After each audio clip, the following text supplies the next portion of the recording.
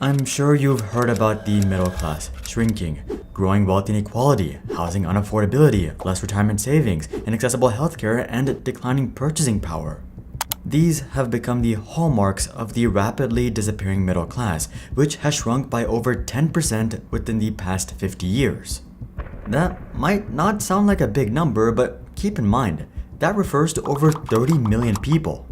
Not to mention, many of the people who are still part of the middle class are just scraping by. The mainstream media usually attributes the shift to capitalism, billionaires, inflation, politics, and greed. There's no arguing that these factors have definitely played a role in the growing wealth inequality, but what if I told you that there was an X factor that no one ever talks about? Tech. Tech is often seen in the exact opposite light as the great equalizer. It's what gives everyone access to the same information, knowledge, and opportunities, but rarely do people look at the other side of this equation. Take a look at this graph, for example. It portrays the rise of tech over the past 50 years.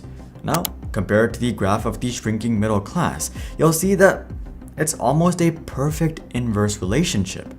Of course, correlation does not imply causation, but thinking more about it, this would make a whole lot of sense. On a micro scale, tech has made traditional jobs like being a teacher, police officer, and firefighter completely unviable, as the cost of living in many areas has adapted to tech compensation. So, is this really just a correlation, or is tech the culprit that's been secretly destroying the middle class for decades?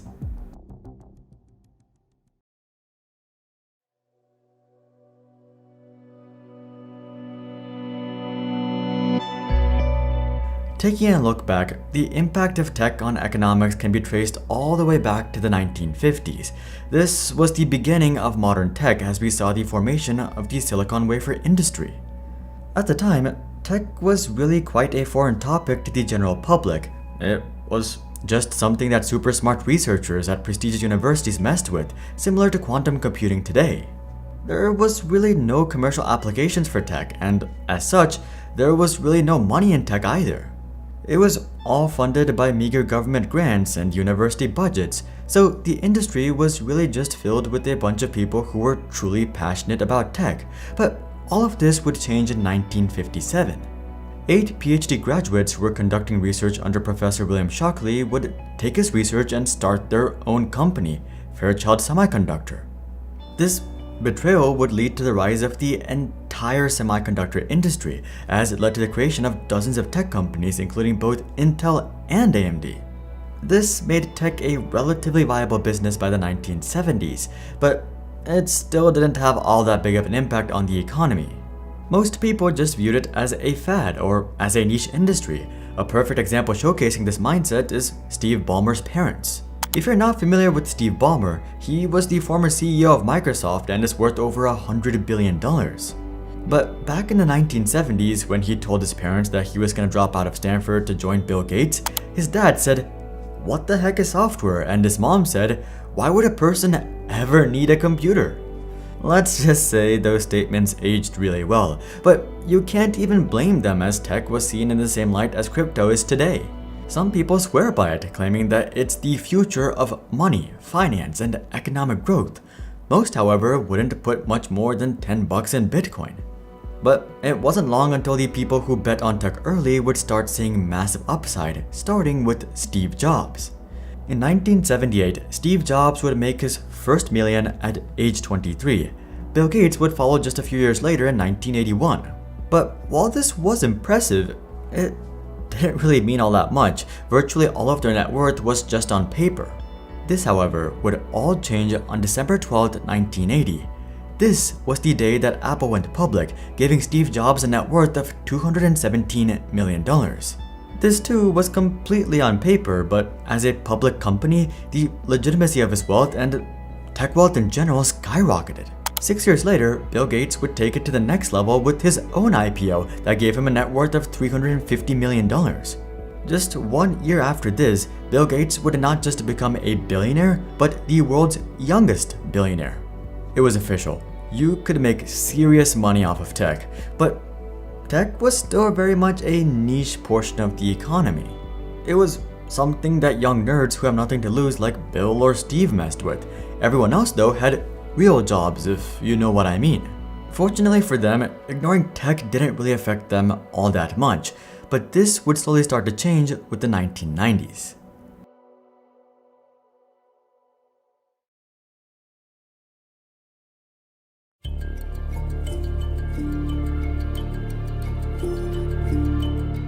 The 1990s was characterized by an explosion in the number of tech companies. The general public still hadn't bought into tech, but investors had.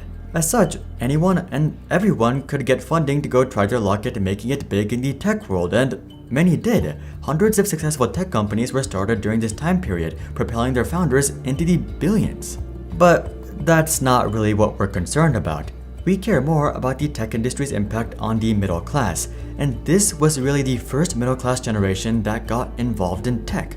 In the late 80s and early 90s, an unprecedented number of people would start majoring in computer science. Over 40,000 people were getting CS degrees every single year, creating a new sector of the middle class. Things didn't get too out of hand though. While tech companies did pay generously, in the grand scheme of things, compensation was still relatively modest. In 1995, for example, the average Microsoft employee was making just under $60K. For perspective, the median household income in 1995 was $37,000. So tech households were making about 50% more, but nothing too crazy. From time to time, you would hear about some tech employee that's a friend of a friend that became a millionaire thanks to stock compensation. But this was more of a gamble than anything else, especially during the dot-com bubble when the vast majority of internet companies went under. Speaking of the dot-com bubble, the burst would completely destroy the tech spirit. Annual CS grads would fall from a peak of 60,000 per year back down to 40,000, as people feared that tech was indeed just a fad. I can imagine the old folks back in the day telling their unemployed CS children that they told them so. They should have just become an engineer or a government employee. While they wouldn't have had the same earnings potential, they would have had far more stability and peace of mind. This was the state of tech for much of the 2000s. While there were a few startups like Google and Facebook that were making strides, the big tech industry had fallen, and it had fallen hard. In fact, many of these tech giants would never recover. Cisco, for example, was at one point the world's largest company, but during the dot-com crash, they would fall 80%, which they still haven't recovered from. It was the same thing with Intel and AT&T and Xerox and basically every other tech giant of the era.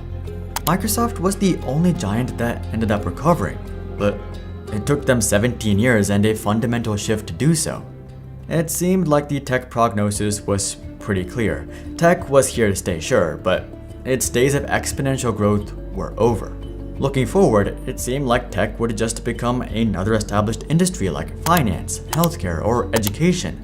People would of course continue pursuing CS degrees, but it wasn't in the hopes of becoming an overnight millionaire. The perspective was much more pragmatic. Tech simply paid more than most other industries, and these big giants like Cisco and Microsoft were much more reliable than the startups of the 80s and 90s. This created a new upper middle class, the tech class, that were just slightly more well-off than the middle class. This divide, however, was about to grow to indescribable proportions.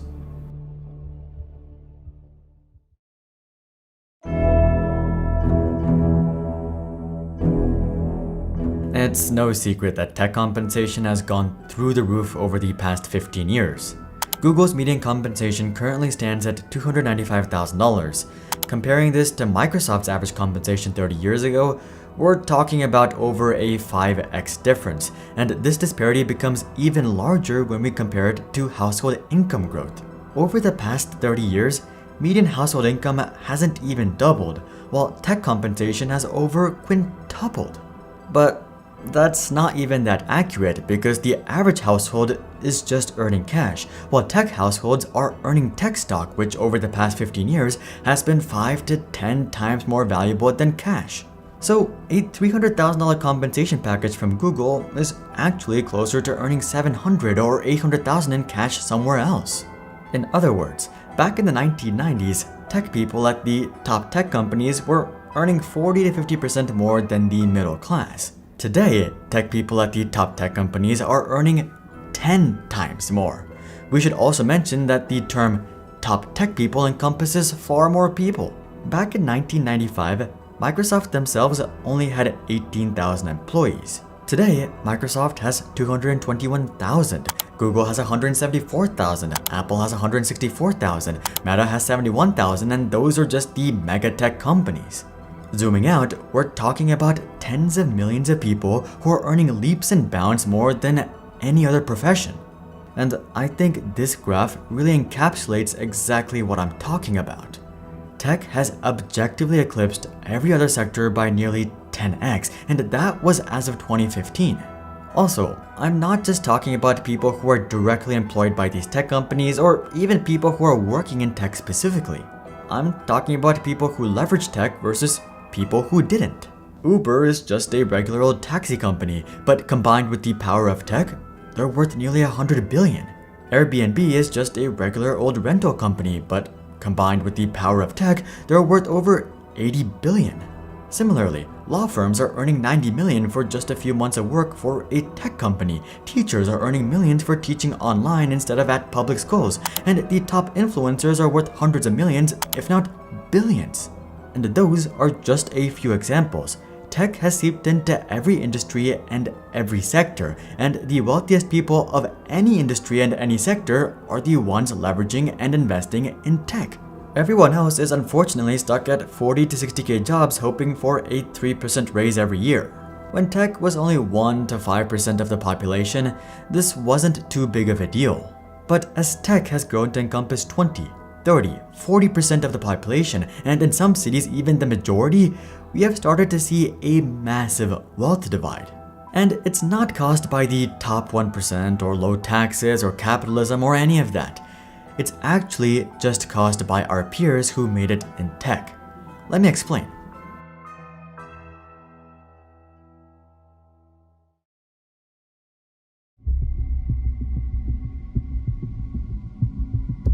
It's easy and quite popular to blame some sort of elite class or BlackRock for the pains of the majority. That's not really the case. Jeff Bezos spending 500 million on a yacht isn't causing your groceries and rent to skyrocket. Do you know what is though? The people around you. When someone around you is willing to pay more for groceries or houses or cars or whatever it be, prices are naturally going to go up, and the best example of this is Austin. Austin has always been part of the tech scene as it's home to Dell. But over the past 10 years, and especially during the pandemic, every tech company you can think of has expanded to Austin or has grown their presence in Austin. I mean, just take a look at the companies with the largest office space in Austin. Number one is of course Dell, but then you have Apple, Google, IBM, Oracle, Indeed, and Meta. As such, Austin has seen an insane influx of high-paid tech workers from California and Seattle. Consequently, the median price of a house has nearly tripled, rent has gone up 13% annually, groceries have gone up 14% annually, and basically everything else has become far less affordable. I've lived in Austin for nearly my whole life, and over the past few years, I've seen countless neighborhoods pop up where literally every single person works a remote tech job and owns a Tesla. And I'm quite confident that these people are the number one reason for skyrocketing prices in such cities. This isn't to say that we should blame these people or that it's their fault by any means though. Like anyone else, they're just trying to create the best lives for themselves. With that being said though, it's very important that we understand the modern economy for what it is. It's not a case of the top 1% versus everyone else. It's a case of people in tech and its surrounding sectors versus people who are not. The modern economy works for tech and it sucks for everyone else. This has been a growing trend for many decades, but we're currently at an extreme crossroads where the options are basically to join or die. And this makes sense, because moving forward, everything will be tech related, and we're currently going through the painful transition to where tech becomes the majority. So, in the end, I don't think the current economic pain is due to money printing or high inflation or bad politics or any of that, though they all play a role for sure.